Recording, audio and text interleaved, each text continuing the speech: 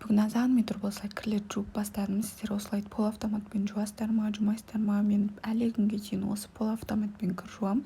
кухнядан өтіп бара жатсам мына дарбыздар. Ары-бері өтіп жүре бермей біз тастап кетейік холодильникке. Соны айтам, жеп тастап кете салады бұлар. Бізді айтпай-ақ қояйық.